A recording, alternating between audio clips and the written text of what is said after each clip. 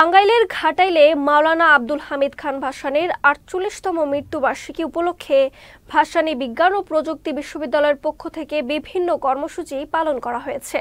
রোববার সকালে মাওলানা ভাসানীর মাজারে vice chancellor professor doctor Mohammad Anwarul Azim আখন্দের নেতৃত্বে শিক্ষক কর্মকর্তা, কর্মচারী ও শিক্ষার্থীরা পুষ্পস্তবক অর্পণ করেন।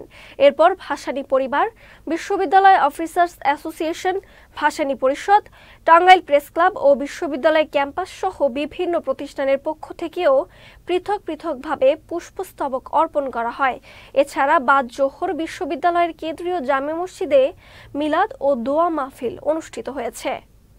৪৮তম মৃত্যুবার্ষিকী আজকে মাওলানা ভাসানীর, এবং মাওলানা ভাসানীর জীবন চরিত্র আমরা যদি দেখি, উনি ব্রিটিশ বিরোধী আন্দোলন, ভাষা আন্দোলন, ৬৯-এর গণ অভ্যুত্থান, আমাদের মুক্তিযুদ্ধ, সবগুলিতে তার বিশাল ভূমিকা ছিল, আপনারা জানেন। এবং উনি মজলুমের পক্ষে, উনি ন্যায় পরায়ণতার পক্ষে, ন্যায়নিষ্ঠতার পক্ষে, সাধারণ মানুষের পক্ষে কাজ করেছেন। মাওলানা ভাসানীর নামে এই বিশ্ববিদ্যালয়, এটি বিজ্ঞান ও প্রযুক্তি বিশ্ববিদ্যালয়।